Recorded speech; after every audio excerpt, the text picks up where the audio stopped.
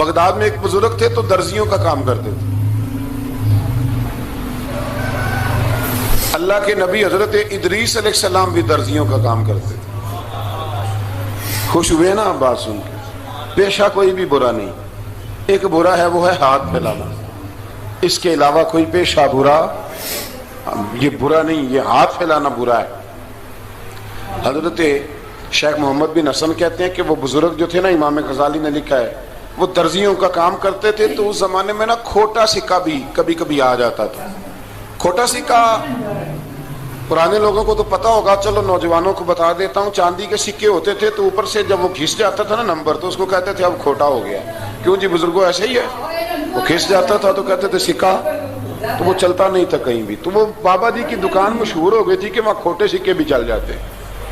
لوگ دے آتے تھے کھوٹے سکے، بہت سارے لوگ دے دیتے. بابا جی چپ کر کے قبول کر لیتے. مشہور ہو گیا، جو بھی جاتا کھوٹے سکے دے آتا.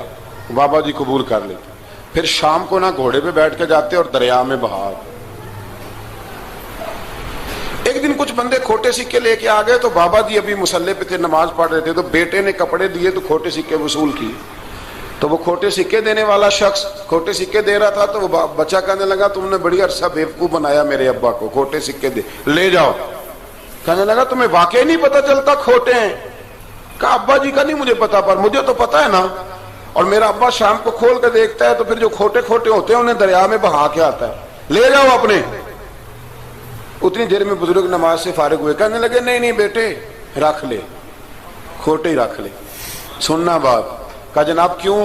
فرمانے لگے میں کھوٹے اس لیے رکھ لیتا ہوں کہ لوگوں نے پیسوں میں ملا کے دوسروں کو بھی تو دینے ہیں نا.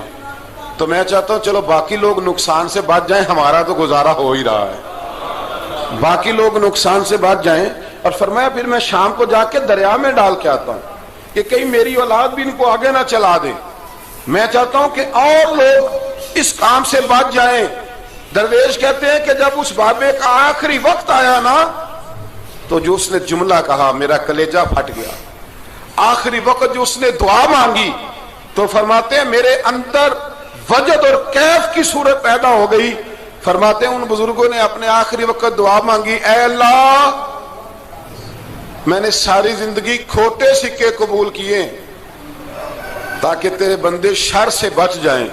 تو یا اللہ تو بھی اس کھوٹے سکے کو قبول فرما لے. اللہ میں نے کھوٹے سکے قبول کیے، کھوٹے، تاکہ تیرے بندے تکلیف سے بچ جائیں. تو مالک میں بھی کھوٹا ہی ہوں، اللہ تو بھی اس کھوٹے کو قبول فرما لے. اور یہ دعا مانگ کے نا تو کبھی روتے کبھی ہنستے. لوگوں نے کہا کیا ہوا؟ کہتے ہیں لگتا ہے رب نے کھوٹا سکہ قبول فرما لیا. لگتا ہے کہ اللہ نے کھوٹا سکہ قبول. لوگوں کو تکلیف سے بچائیں. ہمارا وجود یارو مطلب کیا ہو جائے گا 2 منٹ کے لیے سمجھ لیں کیا ہو جائے. یعنی اگر آپ بڑے غصے سے باہر آئے اور پاپڑ بیچنے والے پہ آپ نے غصہ نکال لیا سارا، میں رات کی ڈیوٹی کر کے آیا ہوں تھکا ہوا ہوں اور تو پاپڑ بیچنے آ گیا ہے، تم لوگ بڑے نالائق ہو بدتمیز ہو. آپ نے یہ سخت جملے کہہ دیے، چپ کر کے وہ آدمی معذرت کر کے گزر گیا. وہ تو سارا دن پریشان رہے گا نا کہ میری غریبی کا مذاق اڑا. مطلب ہو کیا گیا، ہوا کیا اگر اس نے کوئی بات کر لی. اعلیٰ حضرت فاضل بریلوی کے خلیفہ تھے لاہور میں سید ابو البرکات شاہ صاحب رحمت اللہ تعالی علیہ. تو رات کو ایک شخص تراویح کے بعد حضرت سویا کرتے تھے. بہت سارے لوگ تو سو ہی نہیں پاتے رمضان کی راتوں میں، سو ہی نہیں پاتے. میں خود نہیں سو پاتا. اب تراویح سے اگر آپ 10:30 فارغ ہوئے تو 2 بجے اگر آپ کو دوبارہ اٹھنا ہے تو بیچ میں آپ کو کیا ملے گا؟ اگر آپ نے کچھ پڑھنا پڑھانا ہے، صبح درس دینا ہے، تو پھر تو آپ کے لیے بڑا اور یہ خاصا مشکل کام ہے. یہ خاصا مشکل کام ہے. آپ یقین کریں چند تفسیریں دیکھتے ہیں تو ٹائم بہت زیادہ ہو جاتا ہے.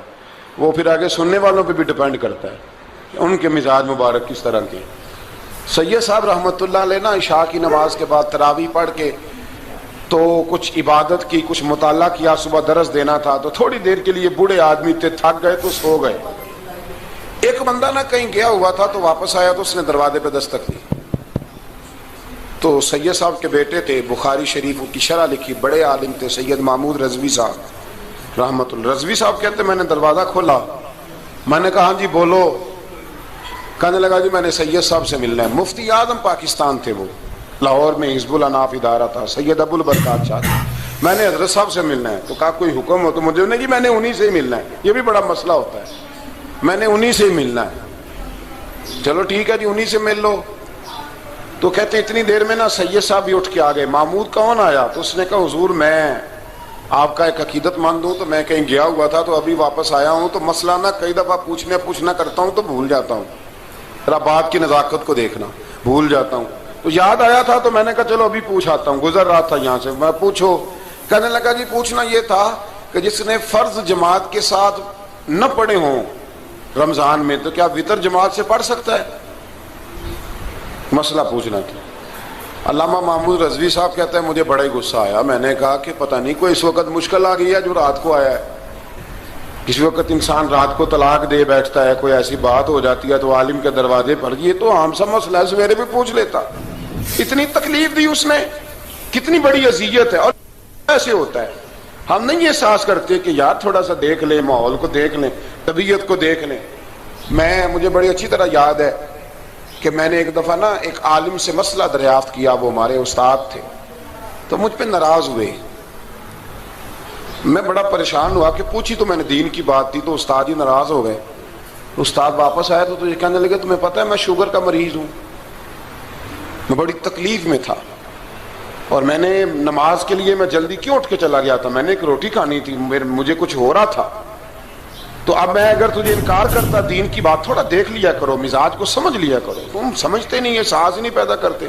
وہ بڑی اس وقت چیز سمجھ میں آئی کہ کچھ چیزیں ایسی ہوتی ہیں ہر وقت انسان ایک موڈ میں نہیں ہوتا. آپ سمجھیں, بہرحال جو بات کرنا اس کو سمجھیے گا. تو وہ کہتے ہیں کہ سید صاحب نے اس کو کہا, میں بات ختم کرنے لگا ہوں, کہا کہ وہ اگر نہیں نہ پڑھے فرض جماعت کے ساتھ تو بہتر یہ ہے کہ وتر بھی جماعت سے نہ پڑھو. وہ بندہ مطمئن ہو کے چلا گیا.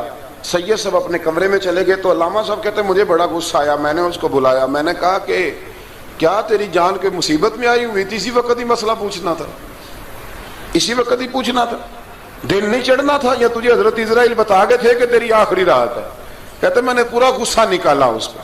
میں نے کہا تو بڑا ہی بیوقوف آدمی ہے, بوڑھے آدمی ہیں, اور بڑی مشکل سے نیند آتی ہے, آ ہی گئی تھی تو آ گیا ہے. کہتے میں غصہ کر رہا تھا تو سید صاحب آ گئے, تو آ کے مجھے ڈانٹا, چپ کر, اس طرح کسی کے ساتھ بات کرتے ہیں. پھر اس کو کہنے لگے بھائی معاف کرنا, یہ ابھی بچہ ہے, اسے پتہ نہیں.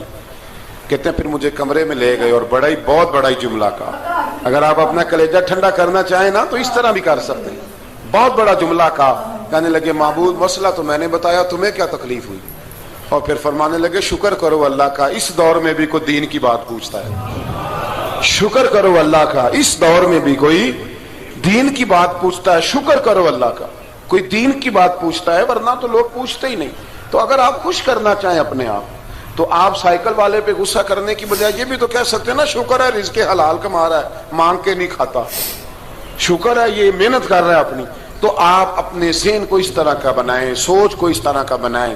آج اس جمعے میں ہم نے ارادہ کرنا ہے کہ ہم نے آسانیاں دینے کی کوشش کرنی, ہم نے لوگوں کو تکلیف نہیں دینی, ہم نے کسی کو آزمائش میں مبتلا نہیں کرنا, ہم نے کوئی ایسا کام نہیں کرنا جس کی وجہ سے لوگ سمجھیں کہ یہ آدمی بوجھ بن گیا ہے. کبھی بوجھ نہ بنے. یارو کتنا بدبخت ہے وہ آدمی جس کے مرنے کی لوگ دعا مانگے, اس کے مرنے کی. حضرت عبداللہ ابن مبارک کے پڑوس میں ایک یہودی رہتا تھا, یہودی تھا, یہودی. حضرت عبداللہ ابن مبارک مکان بیچنے لگے. حضرت عبداللہ ابن مبارک کا پڑوسی مکان بیچنے لگا, وہ یہودی. تو کہا تو کہا کتنے کا؟ 2000 دینار کا. 2000 دینار. تو انہوں نے کہا کہ اس گلی میں, اس محلے میں تو 1000 دینار کا مکان ہے, تو تیرا 2 کا کیوں ہے؟ کہنے لگے 1000 میرے مکان کا اور 1000 عبداللہ ابن مبارک کے پڑوسی ہونے کا, اس لیے کہ اتنا شاندار پڑوسی تمہیں کبھی نہیں ملے گا جس کی ہم نے کبھی آواز ہی نہیں سنی. 1000 روپیہ لوں گا ان کے پڑوس میں جگہ دینے کا, 1000. تو وہ شخص کہنے لگا یہ تو نے عجیب بات کر دی, حالانکہ تو یہودی ہے, یہ تو نے عجیب بات کر دی. تو کہنے لگا 3 دن میری گلی میں آ کے رہ, تو دعائیں مانگے گا کہ یا اللہ میں یہیں رہنا چاہتا ہوں.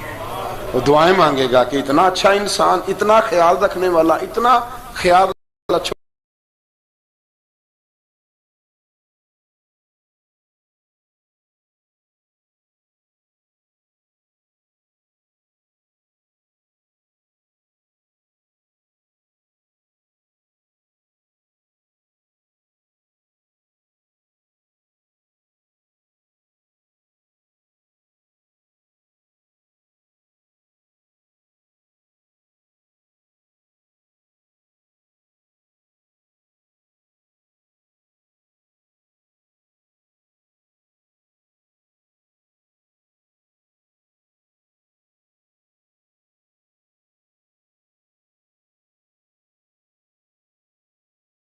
کسی سے پیار کرے.